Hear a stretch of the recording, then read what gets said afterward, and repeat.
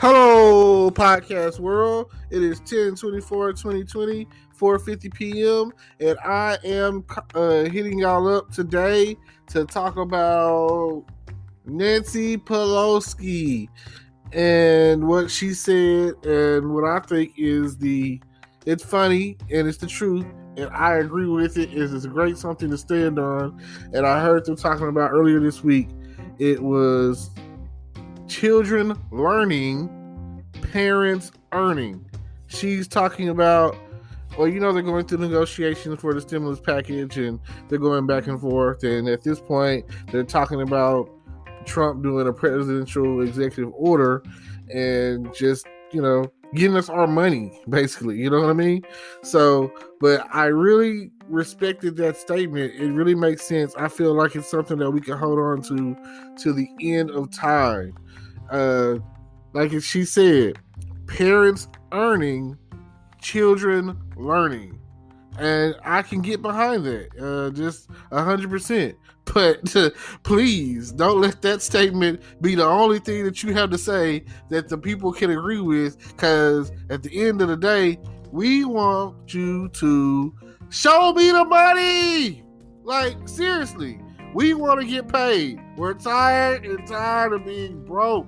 Like, you don't understand. There's places out here, like some of them, let's say that you work at McDonald's or Taco Bell or whatever places that you might consider essential, and there just happens to be some sort of COVID outbreak. You know what happens to that place? They shut down for a couple of weeks.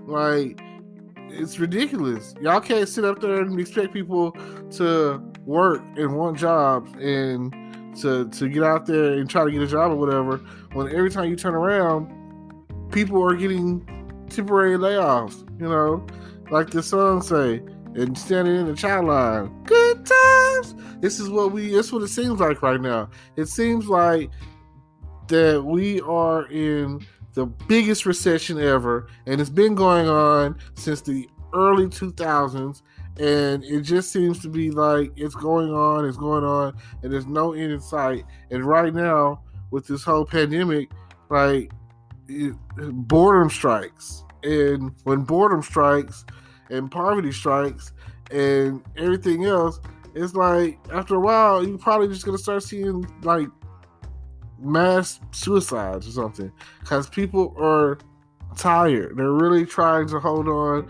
by a thread. It's like businesses are closing down, stores are closing down, because people are not. I feel like this whole, like, that's the point of the stimulus package, right? To put money into the economy. It's like, you give, this is proven fact, that if you give the economy, or if you give people money, they're going to spend it. It's going to get spent. People are going to get out there and they're going to buy things that they need for their household. I haven't found air spray, like Lysol spray or whatever. I haven't found that since the beginning of the pandemic. I'm like, man, how can I get some?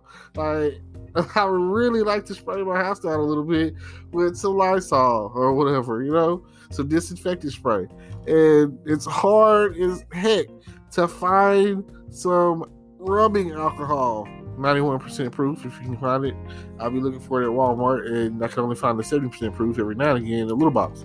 But like I say, it is so hard, and it's affecting everything. It's affecting the mail system. Hey, it might even be affecting the weather. I don't know. 1 minute it's hot, 1 minute it's cold, or maybe it's just because I live in Texas. I haven't really figured it all out. But it seems like if children aren't in school safely, children learning, parents earning. People can't even go to work because their kid is stuck at home doing virtual, and they gotta be every other day or so. At some point in time, they gotta be home. I mean, parents don't want to really see their kids. Hey, they want them, like I said, they want them in school learning. They want to know that they're able to participate in the normalcy that they're used to. Homecoming parties and parades and dating and social life. They want that for their children. They need a break. You know, if you're a full-time parent or a single mom or single dad or single anybody doing this thing all by yourself, it's already stressful enough. So please, I mean, what do we got to do to make it happen? It's so, I feel a strong change because even myself, I'm a straight ticket Democratic voter, you know, no shame in it. But even myself, it's people that are like, oh, I'm not going to vote this year, or I'm voting against this person or that person because they act like they don't want to help us. They don't want us to get to the money. They don't want to, you know, they don't want to help us. That's just what it seems like. I mean, let's say that y'all's negotiations and y'all's talk, and we took y'all's money. You know what I'm saying? Like, you guys out there, you're senators and congressmen and house speakers and, you know, whatever. If you were in our position, if you were to go to your bank account and it'd be $0 in there, and you'd have to figure out what am I going to eat today, or how I'm going to get gas today, or anything of that nature, you know what I'm saying? Like, what am I going to do is what they're asking. Like, and then there's people that are getting evicted out of their homes because they can't afford it, because they're not able to work like they want to, or whatever the reason, you know? Like, and there's so many like factors in there that's keeping people from working or whatever. Because again, if your child or children are like in elementary, then, you know, it's not like they can be there at home by themselves. And even some of the older kids you wouldn't trust to be at home by themselves, burning your house down, trying to cook or something for themselves.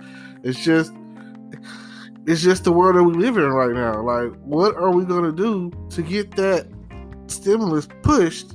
And the slogan that you got going with the whole children learning and parents earning, I do like it, you know, but it just seems like a dream deferred.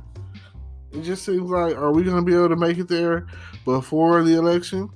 Like, now you're trying to argue if, and like I say, here it is. It's Saturday, October 24th, 2020, and here we are at the point of Trump is going to look like a hero if he comes in and swoops in with the executive order and people start getting his money. I mean, some people feel like it's all been a plot or a ploy to keep him in office, because regardless, here's the thing, here's the tricky thing that people understand. It doesn't matter what side you're on, red or blue, Democratic, Republican, it's all about the green. And if him being in office is going to make everyone in office financially sound, CEOs happy, you know, they don't care about the bottom line. They don't care about the little guys. They don't care about the us. They don't care about us, you know? Like Michael Jackson said, they don't really care about us. So him to swoop in, throw out this executive order, pass this order, get us his money right before the election. I mean, here it is. You got about a week left. If Monday morning he announces, boom, this is what's going to happen, by the end of that week, people are expecting to get, let's say they're expecting to get their next unemployment check, and then it's supposed to be retroactive. So I can't say when the money will drop, but it's announced. It's out there. You know what I'm saying? So it's like, oh, you can't really renege on this. It's out there. This is what you said you're going to do. It automatically pushes them to the point where people are going to vote for him. You know, people are going to vote for Superman over Lex Luthor any day of the week. Like, I need you to understand that okay, I say that People gonna vote for Superman over Lex Luthor any day of the week because he's out there, he's flying around saving people. But not everyone thinks Lex Luthor is a bad guy, because even in the comics or whatever, in the reality of the situation, and if you know anything about DC Comics, you know anything about Superman and Lex Luthor, who becomes president? Lex Luthor. Lex Luthor in the comics becomes president. I compare him to Donald Trump. And I'm not saying that again, I always say this. Lex Luthor is misunderstood. Lex Luthor wasn't really a bad guy. He just was against Superman.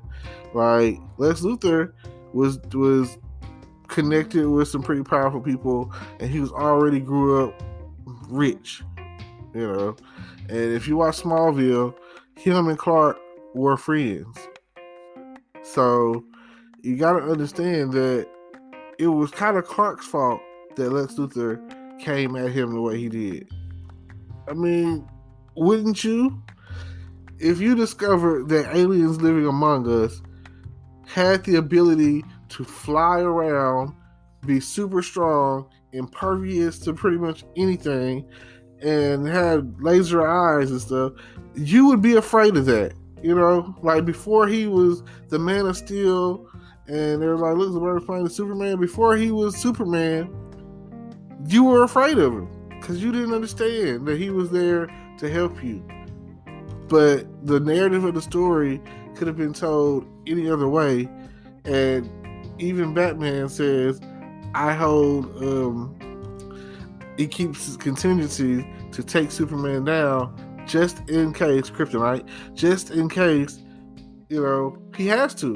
You have to understand, like, you never know when you might have to take the man down, the Man of Steel down, the guy that you're sitting there saying, oh, I want him, or I want him, or whatever. Like,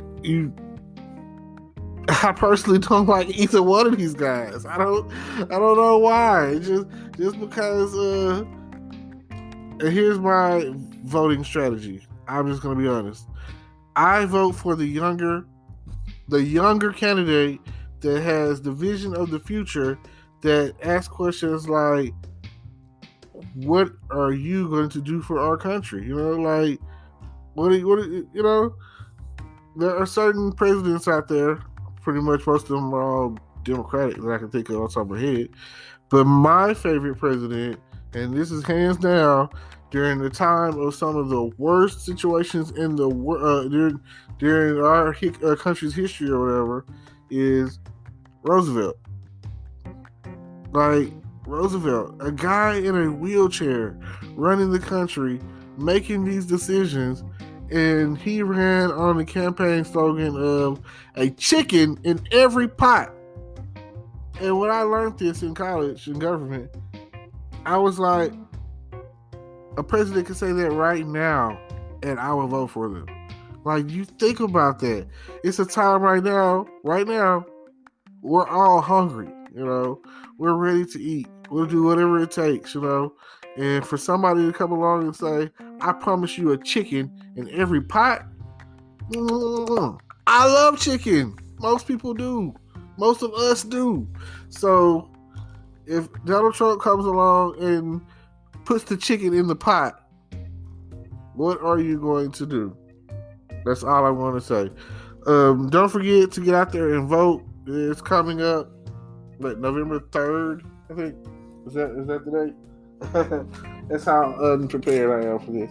Yeah, November 3rd. Get out there and vote. Probably nothing, but at least you'll feel better about yourself when you do it. At least you know that they say that without voting, you have no voice. So don't let that be your choice to not vote. Thank y'all. Don't forget, students learning, parents earning.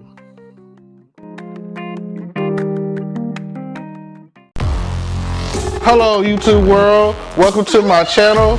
Don't forget to like, comment, subscribe, and hit the notification bell so you can be notified when I drop hot content like this. And stay tuned for the next video.